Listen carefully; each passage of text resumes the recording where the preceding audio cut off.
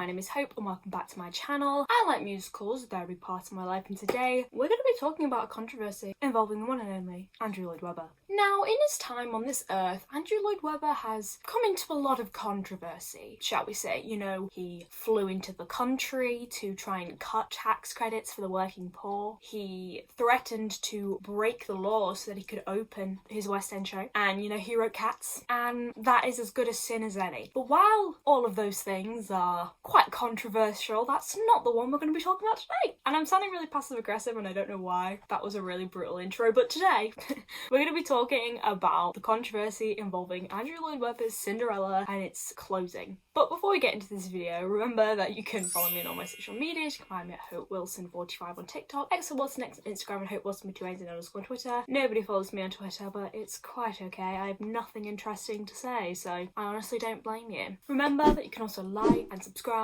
down below if you feel like it. It's always nice to hear, even though you don't hear on YouTube. But anyway, you could also try and increase or decrease, shall we say, this percentage of 90% of the people who watch my videos don't like me enough to subscribe, but it's fine, it's your choice, whatever you want.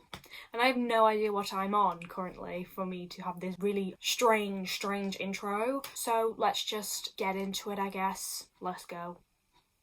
I don't know what happened to me in that intro, but something did, and I'm not refilming it because I've already refilmed the intro like 3 times, so let's just move on. But Andrew Lloyd Webber's Cinderella is closing on the West End after an 11th month run, which closes on June the 10th of 2022. Now, the reason why this is controversial is not because people are thinking it's robbed of its closure. In fact, ticket sales had actually been very reduced and they were losing a lot of money, which I'll go into later, but it's because the cast and the crew and even the staff of the theatre found out through social media. Those who were cast members of the show found out an hour before it was announced on social media. Even people like Carrie Hope Fletcher, who wasn't performing that day, but the musical in some ways has been said to have been written for her and she plays the leading role, found out through other cast members who were at the theatre that day.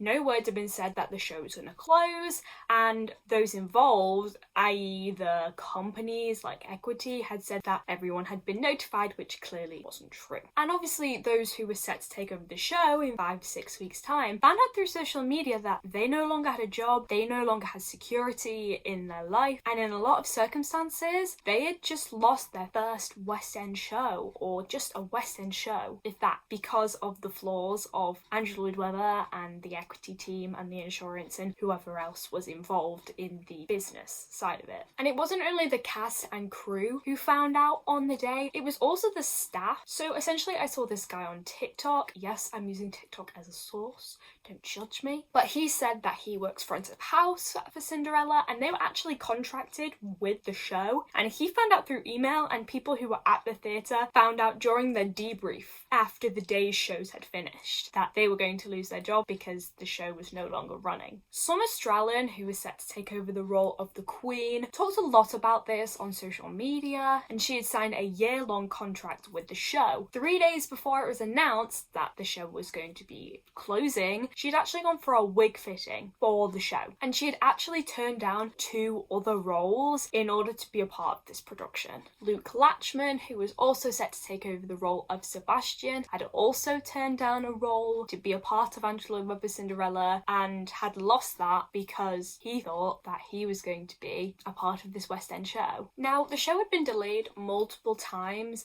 it having opened a year later than initially planned. Andrew Lloyd Webber even expressed that he would risk the safety of the audiences and the actors just to open the show at full capacity, because when it opened, the pandemic was still very much in place and all of those restrictions. But when it finally did open, the show opened at 50% capacity and was allegedly losing about £100,000 a week. So while it's understandable that keeping it open would be unsustainable, it's still not right, or at least in very bad taste, to not let your actors know that until the whole world finds out. They were also selling tickets after June 12th too, so there was not even warning signs that the show might be closing. So not only does this affect the cast and the crew and the staff, it also affects the audiences who had bought tickets to go and watch the show to then not have that anymore because because of these flaws within this cancelling process. I don't really know what the words are, but that's essentially what's happening. And while I'm sure like alternative arrangements are probably being made for those people who bought tickets after the closing date, I doubt that every single person that had bought tickets or after that date would be accommodated in the way that they wanted and would be able to go and watch the show before it closes. Also during this time, which I think is really, you know, the cherry on top of the cake, icing on the cake, whatever you have as a topping on your cake. I like buttercream personally, but that's just me. Andrew Lloyd Webber had I'm trying to make a serious video and I'm just talking about icing on cakes. Anyway, Andrew Lloyd Webber had also boasted about the pretty much confirmed by this point Broadway run of the show, while the rest of the cast back in the country where the show is now is mourning either the closing of the show or the loss of the jobs with people who weren't here for the cast change, and the people who were coming in for the cast change who no longer have a job. Kind of insensitive if you ask me. It's just a bit in poor taste, isn't it? Also, with this whole Broadway thing, if the show wasn't selling well here and that's why it was closing, why is there like suddenly this like thought that it's gonna do really well on Broadway? This has nothing to do with my opinion on the show. I have an opinion on the show. I think I made a video about that. I'll put it up there. I talked about it. Anyway, the show is just not for me, which is fine. Some shows aren't. There's some shows I don't like which people love. There's shows I love that people don't like. You know, that's just the way it works. If it's not popular across like a wide span of people, I don't understand why that would be like financially viable and like a smart idea for it to move over to Broadway, which is by my guess probably more expensive, with the risk of losing even more money. Does that make sense? Like, whatever I think of the show or not, it doesn't matter, but like the proof is in the pudding. You can tell I'm thinking a lot about sugar, can't you? Anyway, like people haven't been going to watch it as much as expected, so why is it getting another production in an even bigger country with the risk of even more people not liking it? Broadway's just had this happen. It had The Little Prince, which was expected to be this big thing and is now closing preemptively because of ticket sales and it not doing well. So I just don't understand why that hasn't been something that's been addressed by anyone. I don't know if this is coming off as like me being really rude. I hope it's not, because like, you know, Andrew Lloyd Webber, he's done some questionable things, but he's written a lot of big musicals at the same time and we can't just ignore that. Like, yes, he's done a lot for the world of musical theatre, like no one can deny that, but having been so versed in the world of musical theatre, I just don't get why this was the way that this happened. Like, I feel like Andrew Lloyd Webber would be very aware of the backlash that he was going to receive and the way that people were going to feel after this decision was made, and he just then did it anyway. I think there's something we don't know about as an audience that has gone on, because I mean, maybe Andrew Lloyd Webber is just a really bad person. I don't know that. I've never met him and I probably never will, but I highly doubt, or at least I don't highly doubt, I just doubt that we have the whole story, and I don't think we'll ever have the whole story because this whole situation is just a bit odd. And obviously I feel awful for the actors in the show and the crew and the staff. Like, these people have lost their jobs, and in any profession that's not easy, and especially with the uncertainty of jobs in the theatre industry anyway, it is just like very, very difficult to like not feel bad for them. You know, they've lost their job. This is a hard time for these people.